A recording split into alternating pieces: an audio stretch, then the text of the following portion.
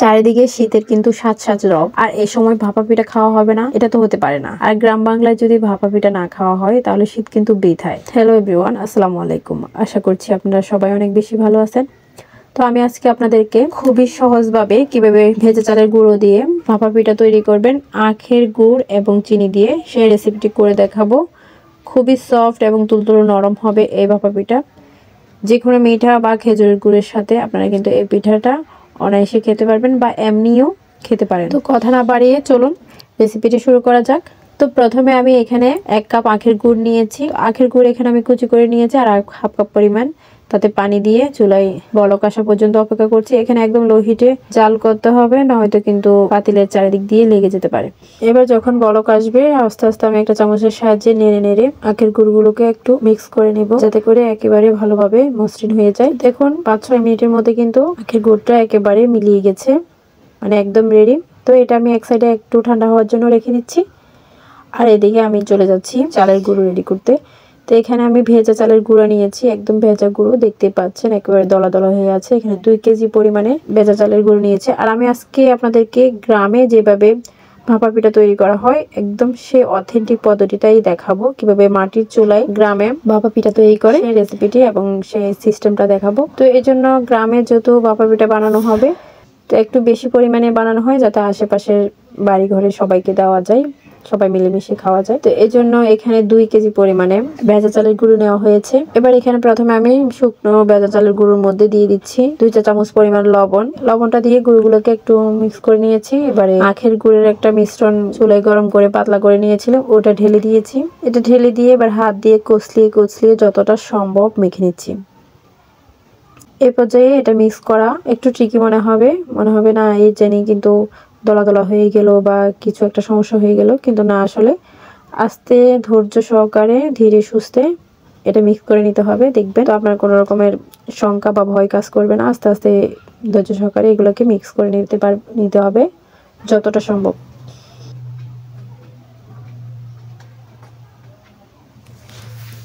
তো অনেকটা মিক্স করা হয়ে গেলে এখানে আমি প্রায় 2 কাপ পরিমাণ চিনি দিয়ে দিয়েছি। যেহেতু 1 কাপ আখের গুড়ে মিষ্টি অতটা হবে না, তো আরো প্রায় 2 কাপ পরিমাণে চিনি আমি এখানে দিয়ে দিয়েছি। এবার চিনিটা দেওয়ার পরও আমি ভালোভাবে কষলিয়ে নিচ্ছি যাতে করে মিক্স হয়ে যায় ভালোভাবে চালের গুঁড়োর সাথে। প্রায় 5-6 মিনিটের মতো মিক্স করে নেওয়া হয়ে গেলে এবার আমি নর্মাল টেম্পারেচারে নর্মাল যে পানি আছে ওই পানিটা অল্প অল্প করে দিচ্ছি আর মিশিয়ে নিচ্ছি। দেখুন একদমই ধৈর্য সহকারে এই কাজটা করতে হবে, কোনোভাবে ধৈর্য হারা হলে হবে না। এখানে আমি অনেকটা দেখে বুঝে নিতে হবে যে আমার পিঠার খামিরটা কোন টেক্সচারে হবে, এটা হাতে দেখলে বুঝে নিতে হবে। তো আমার আরেকটু পানি লাগবে, তো আমি আরেকটু পানি দিয়ে নিচ্ছি। এখানে আবার অনেক বেশি পানি একসাথে দেওয়া যাবে না। তো দেখুন আমি একদম মেশাতে এভাবে দলা দলা ভাব করে নিয়েছি। আমি সামান্য করে প্রায় 1 কাপ পানি এখানে ইউজ করছি। আর এখানে যে চিনিগুলো ইউজ করেছিলাম ওই চিনিগুলো কিন্তু গলে গিয়ে কিছুটা পানি বের হয়েছে, অবশ্যই সেটাও কিন্তু চালের গুঁড়োর সাথে মিক্স হয়ে গিয়েছে।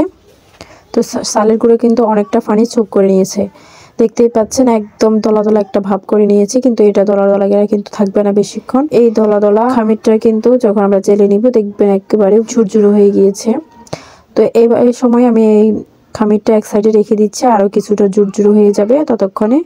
আর এখানে আমি যে একটা পাতিল ময়লা করেছিলাম গুড়ের জন্য, ওই পাতিলে আমি 3 মুঠ পরিমাণ প্রায় 1 কাপের মতো আর কি আটা নিয়ে নিয়েছি। আর এখানে কিছুটা পানি দিয়ে এটাকে একটা সফট ডো তৈরি করে নেব, রুটির ডোয়ের মতো অনেকটা ওরকমই কাছাকাছি একটা সফট ডো তৈরি করে নেব। এটা আমার পাতিলের মুখ সিল করার জন্য লাগবে, এই জন্য আমি এটা তৈরি করে নিচ্ছি।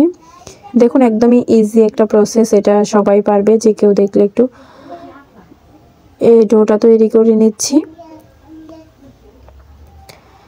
ডোটা রেডি। এবার দেখুন আমি একটা পাতিল নিয়ে নিয়েছি, পাতিলে অনেকখানি পানি ভর্তি করে নিয়েছি।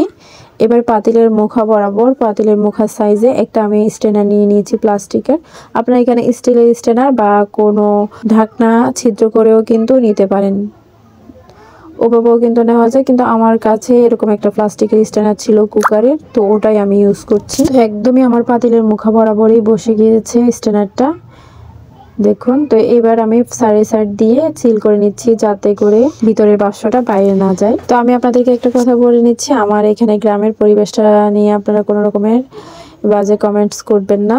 এটা গ্রামই, বুঝতেই পারছেন, এটা কিন্তু শহর না। তো আমি সেভাবে সারাউন্ডিংটা দেখাচ্ছি। তো পাতিলের চারিদিকে আমি দেখুন স্ট্যান্ডারটার সাথে কিভাবে আটার ডোটা বা আটার খামিরটা দিয়ে দিচ্ছি, এতে করে কিন্তু ভিতরের বাষ্প বাইরে যাবে না। আর এই স্ট্যান্ডারটা ইউজ করার ফলে আমি এখানে 2টা পিঠা কিন্তু ইজিলি দিতে পারবো। খামিরটা কিন্তু সুন্দর করে দিয়ে নেওয়া হয়ে গিয়েছে। এবার চুলায় চলে যাচ্ছি। চুলায় এবার পাতিলটা বসিয়ে বলক আসার জন্য দিয়ে দিয়েছি।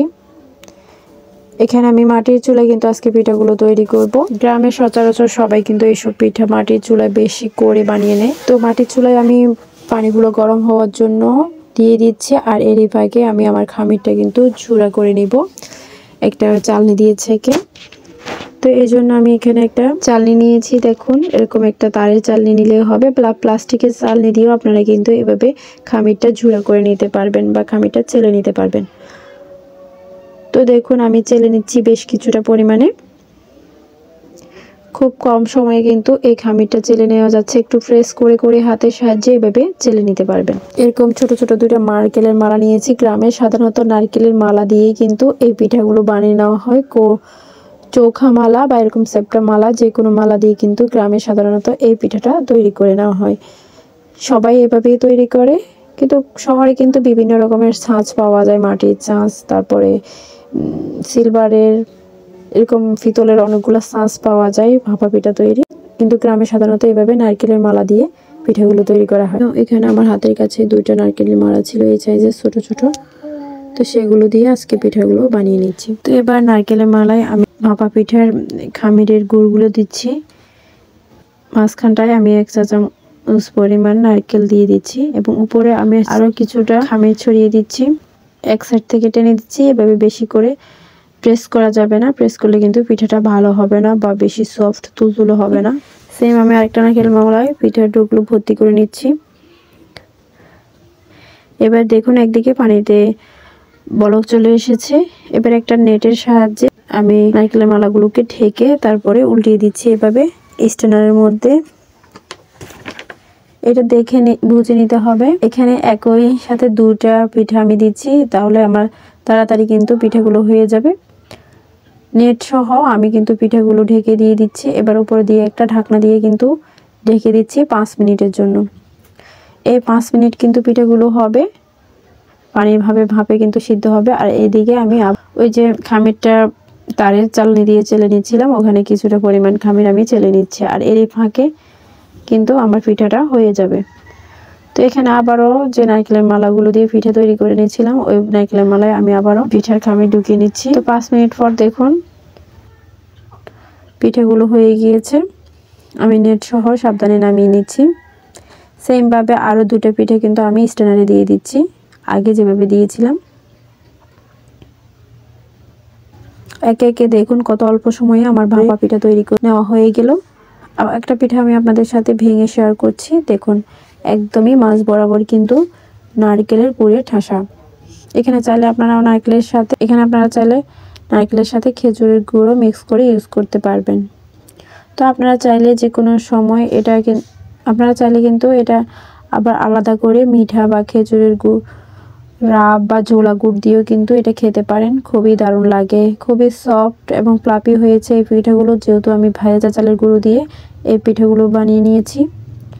তো আপনারা কিন্তু যারা গ্রাম থেকে আমার ভিডিওটি দেখছেন, আপনারা একই পদ্ধতিতে গ্রামে এভাবে পিঠে বানিয়ে নিতে পারেন খুবই সহজে, হাতের কাছে থাকা মাত্র কয়েকটা উপকরণ দিয়ে। আর নতুন রাঁধুনিরাও কিন্তু এই পিঠাটা খুবই সহজে বানিয়ে নিতে পারেন আমার recipe A to Z follow করে। তো আশা করছি আমার রেসিপিটি আপনাদের কাছে ভালো লেগেছে এবং সহজও লেগেছে। ভালো লাগলে like, comment, share and subscribe করে আমার চ্যানেলের পাশেই থাকবেন। সবাই অনেক বেশি ভালো থাকবেন। আল্লাহ হাফেজ।